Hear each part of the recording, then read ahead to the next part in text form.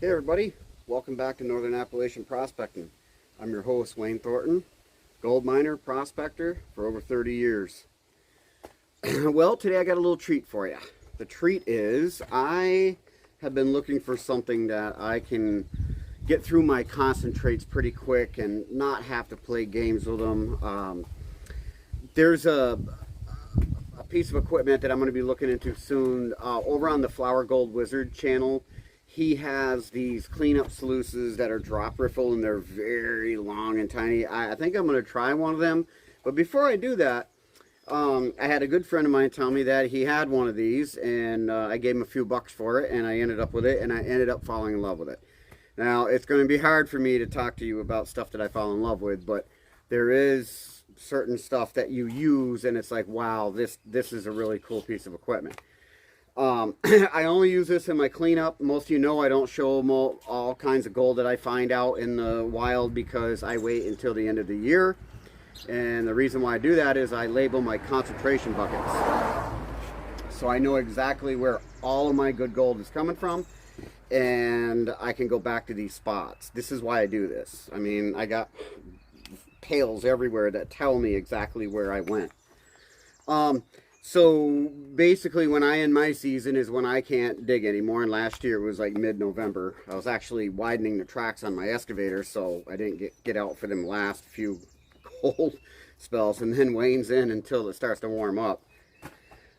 So anyways, we're going to talk about the Prospector's Dream Mat by prospectorsdream.com.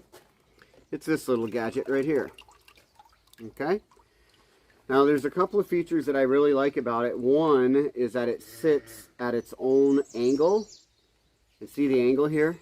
This is exactly the right pitch that this piece of equipment needs to be to go through all of your different cons.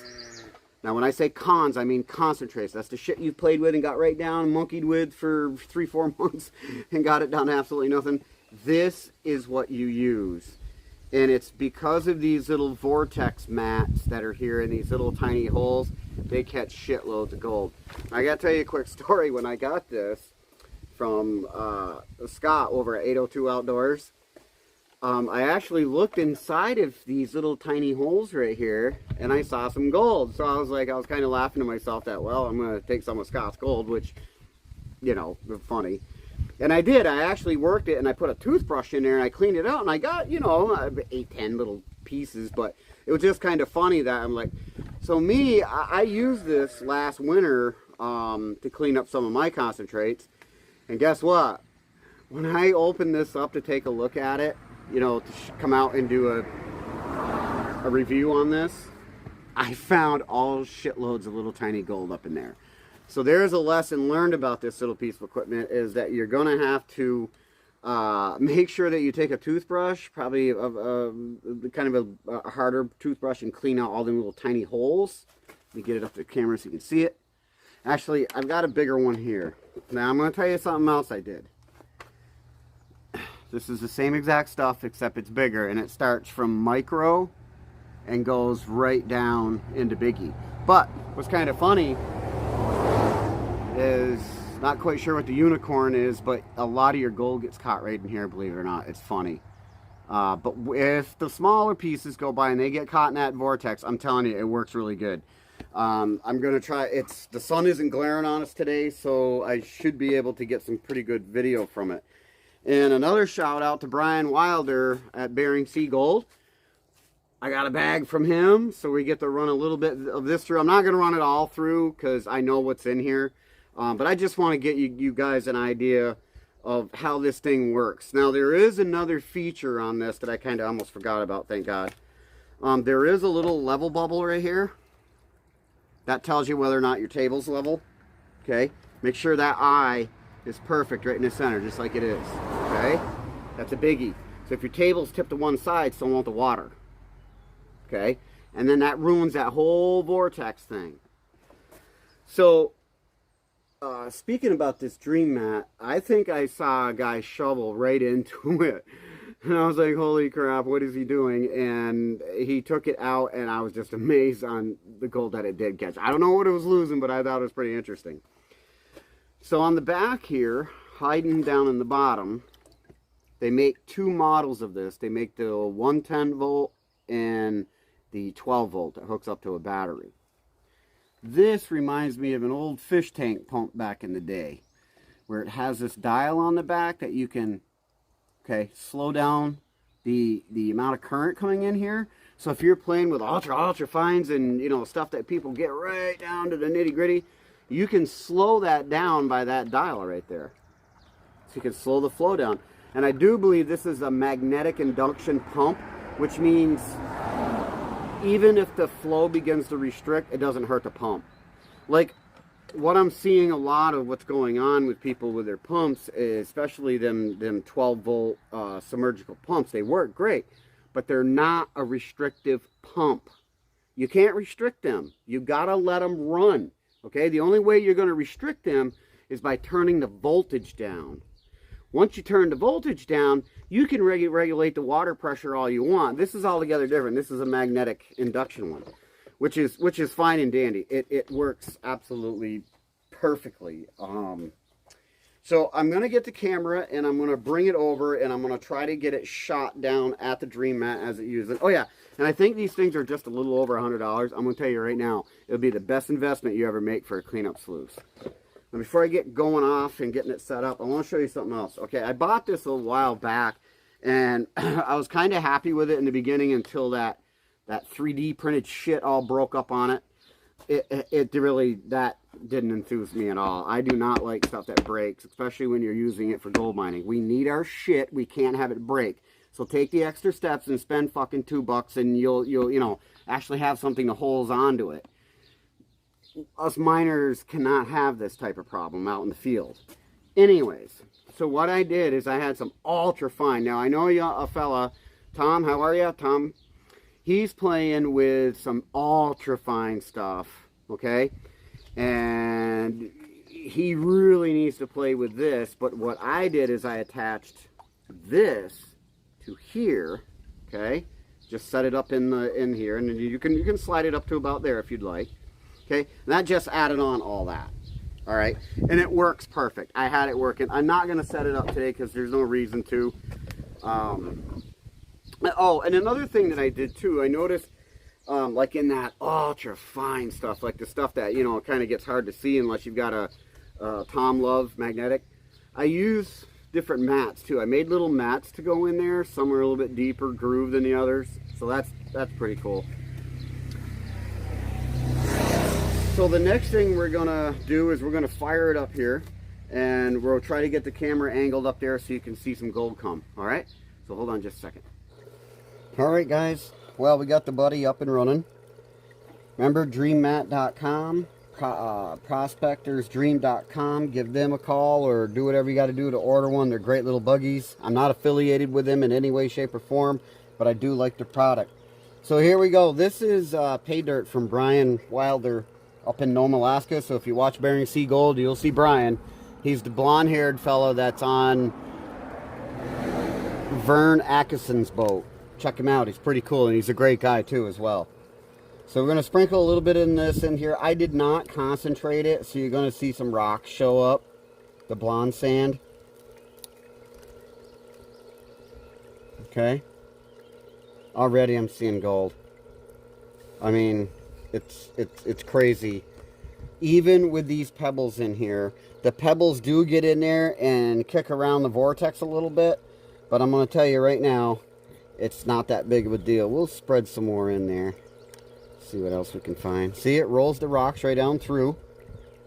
You know, see the vortex happening? All these tiny little rocks.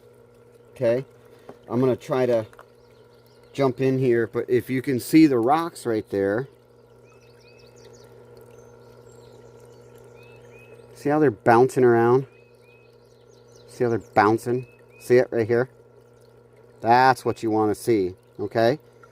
And then now when I go again, you'll see a little piece of gold stuck in here. Okay, so let's go back to 2. All right, and I can see gold in there already. I'll get you down here a little closer so you can see it. But a lot of your big gold gets caught up on top. I'll try to get some in there. I'll just roll some right in there. There we go. There we go, guys. I don't know if you can see that.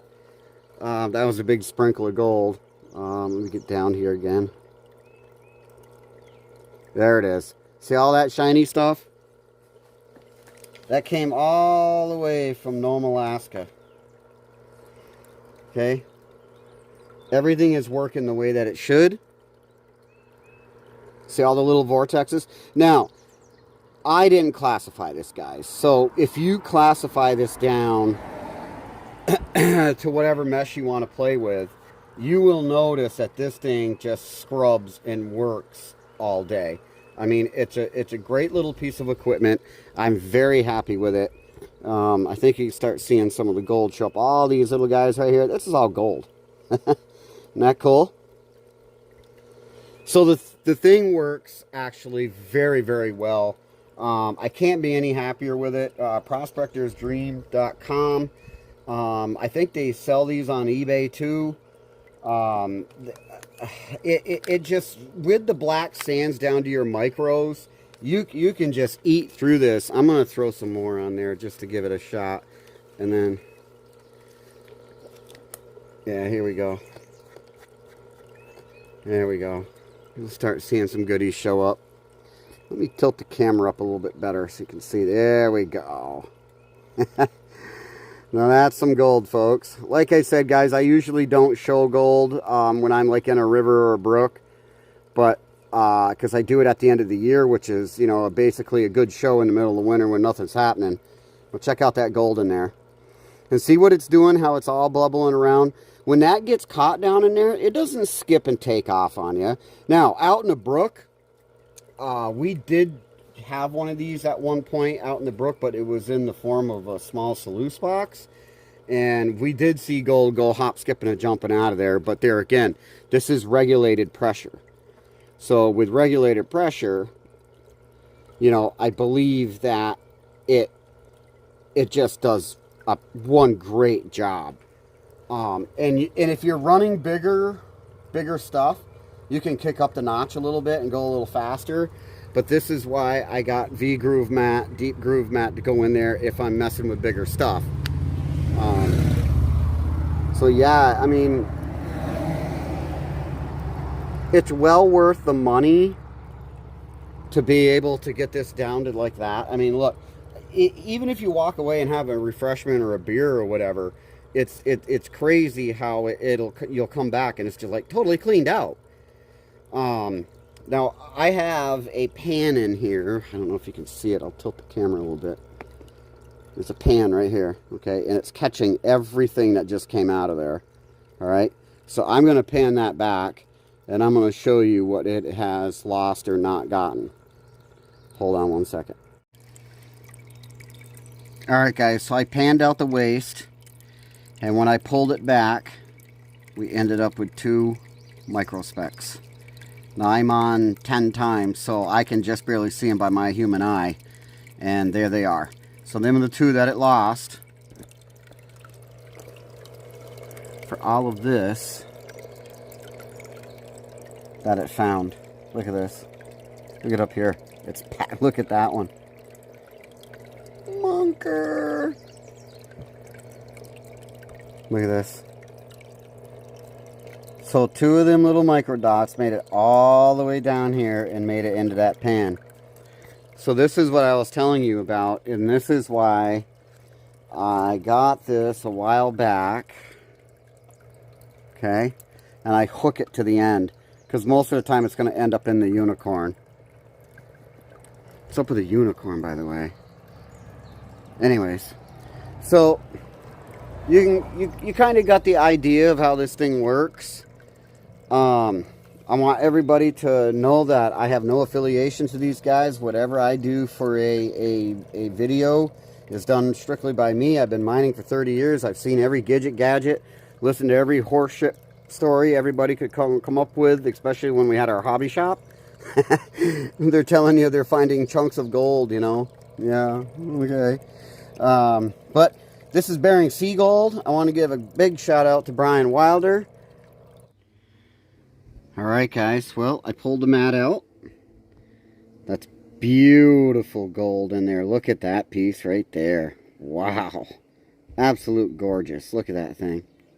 Isn't that awesome? Beautiful. So, you can see she catches gold. You come all the way down to the bottom here. And let me see if I can find that speck that was on there. It may have washed off, which was fine. There was a speck on the bottom down here. But listen, guys, this is why I attach this one if I'm going to be running this super fine gold. So, I mean, to have a couple of little fly poop, I mean, they were micro fly poops, and catch this. We don't even know how much is down in the vortex hole. Remember? See right there? I'm going to try to get down there so you can see it. Try to focus in. Look at that. See the ultrafine stuff in there too? It's crazy. The ultrafines. Little tiny teeny nuggets. Oh, they just opened our road down here, so everybody's a race car driver. Sorry guys, but this is... So, Prospector's Dream mat, prospectorsdream.com. Very happy with their controlled piece of machinery. I'm going to give this an A+. Yep, this is a good piece of equipment to have. Maybe somewhere down the road he could build maybe a little bit bigger one. That'd be kind of cool. But for what it is, it does a great job. The proof is in the pudding. I mean, you're seeing it right there. 2 little specks missed. No biggie. So, yeah, that's a good rating on this. I don't give too many pluses out, but it did a great job for me all year. I mean, I put up a few grams of gold last year, so I was busy for almost a month of January running this thing, and that's why I got so used to it and how to run it. Now, remember, guys, when you're playing with bigger stuff, you got to turn the water volume up. When you're playing with stuff, you know, kind of like that, you may want to get the water going a little bit bigger or use a little bit bigger mat. So, yeah, it's a great little machine. I recommend it to everybody. Just all in all, good setup. Go check them out. Got some great news coming for everybody. The channel's going to take a major turn here. I kind of let a few people in on it, but very few people know what I'm up to. I had a little introduction back when let's see, 2 videos ago, I think I introduced it by talking about a Cub Cadet Grizzly. Well, if you want to follow the true gold mining show, that is all I'm using. Excavator, a mini excavator. Most of you know I've got one. I've showed it in some of my older videos. And I'm going to be opening up a cut. We actually have a wash plant.